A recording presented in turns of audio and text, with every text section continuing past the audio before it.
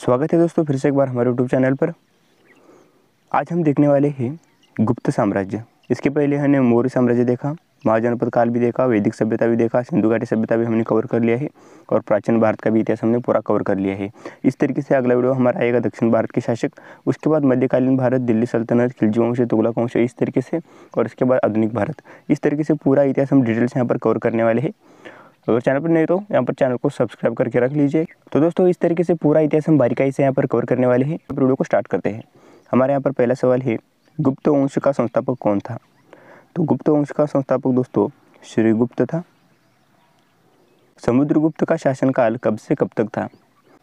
तो 335 से लेकर 375 ईसा पूर्व तक समुद्रगुप्त का शासनकाल था। गुप्त वंश का सबसे महान शासक कौन था? समुद्रगुप्त गुप्त वंश का सबसे महान शासक था। गुप्त काल को भारतीय इतिहास का कौन सा युग कहा जाता है? भारतीय इतिहास का स्वर्ण युग गुप्त काल को कहा जाता है। पांचवा सवाल है, समुद्रगुप्त को किस उपाधि से नवाजा गया? कविराज इस उपाधि से नवाजा गया। समुद्रगुप्त के दरबार का प्रमुख कवि कौन था? हरिसेन समुद्रगुप्त के दरबार के प्रमुख कवि थे। गुप्त काल में सबसे ज़्यादा किस धातु के सिक्के प्रचलित थे? सोने के सिक्के सबसे ज़्यादा प्रचलित थे। गुप्त काल में भूमि राजस्व कितना लिया जाता था? उपज का छठा भाग। समुद्रगुप्त को भारत का नेपोलियन किसने कहा था? विसेंट स्मिथ ने कहा था। 10वां सवाल है, गुप्तकालीन सिक्कों को क्या कहा जाता था? गुप्तकालीन सिक्कों को दिनार कहा जाता था। चंद्रगुप्त प्रथम ने किस राजकुमारी से विवाह किया? लिच्छवी राजकुमारी कुमार देवी से विवाह किया था। चंद्रगुप्त द्वितीय का उपनाम क्या था? विक्रमादित्य। गुप्तकालीन शासकों ने कौन से धर्म को प्रोत्साहन दिया? हिंदू धर्म को प्रोत्साहन दिया। गुप्त काल में विदेशी यात्री फाहियान भारत कब आया? 5वीं शताब्दी में। गुप्त काल में किस लिपि का प्रयोग होता था? ब्राह्मी लिपि का प्रयोग होता था। अजंता की गुफाओं का निर्माण गुप्त काल में किसके संरक्षण में हुआ? गुप्त शासकों के संरक्षण में हुआ। गुप्त काल का प्रसिद्ध मंदिर कौन सा है? दशावतार मंदिर देवगढ़ के अंदर जो स्थित है, गुप्त काल का प्रसिद्ध मंदिर है। गुप्तकालीन वास्तुकला की कौन सी शैली प्रसिद्ध थी?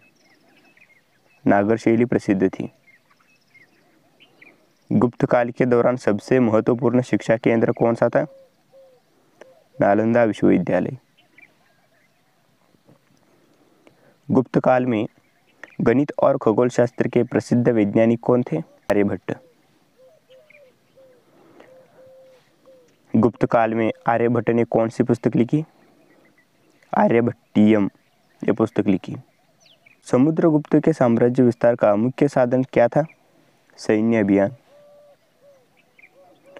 समुद्रगुप्त का सबसे बड़ा शिलालेख कौन सा है? प्रयाग प्रशस्ति। गुप्त काल में किस पुस्तक में शून्य का वर्णन है? आर्यभट्टीयम।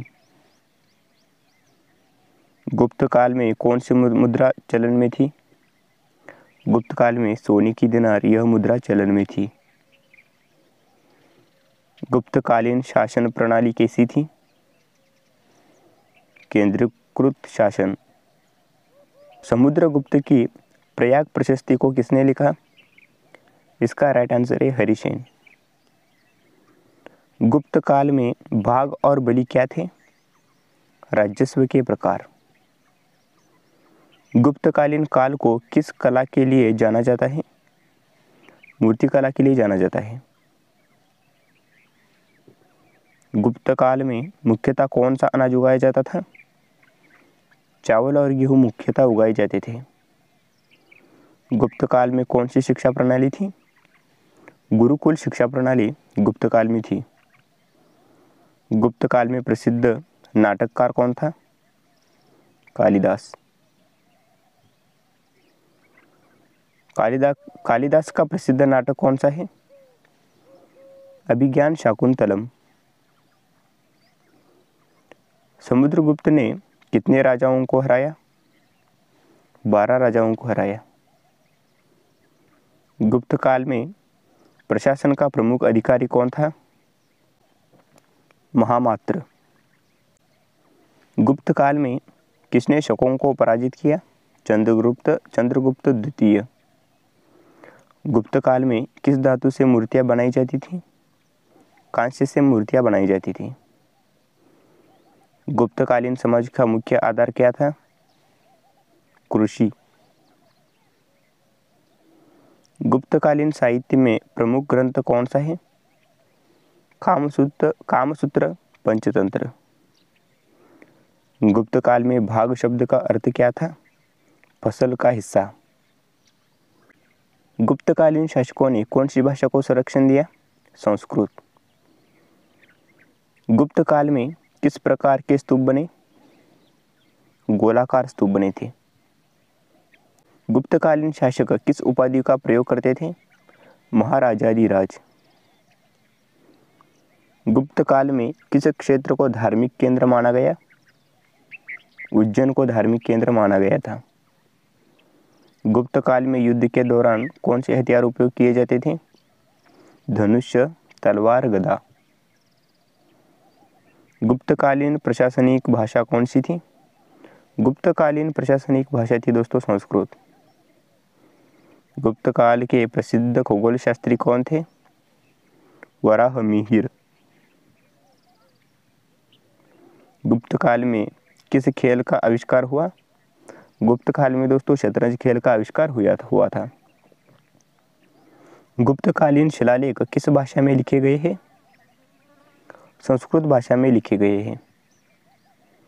गुप्तकालीन राजा के न्यायालय को क्या कहा जाता था? धर्मसभा। तो दोस्तों ये थे गुप्त काल के 50 महत्वपूर्ण जीके के क्वेश्चंस। आज हमने देखा गुप्त साम्राज्य। कल हमारा वीडियो आएगा दक्षिण भारत के शासक के ऊपर। उसके बाद दिल्ली सल्तनत, खिलजी वंश, मध्यकालीन भारत होने के बाद आधुनिक भारत। इस तरीके से पूरा इतिहास हम बारीकाई से कवर करने वाले हैं।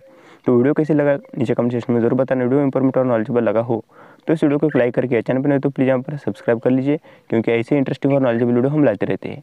तो मिलता हूँ आपको नेक्स्ट वीडियो में, तब तक के लिए सीखते रहिए, हंसते रहिए। जय हिंद दोस्तों।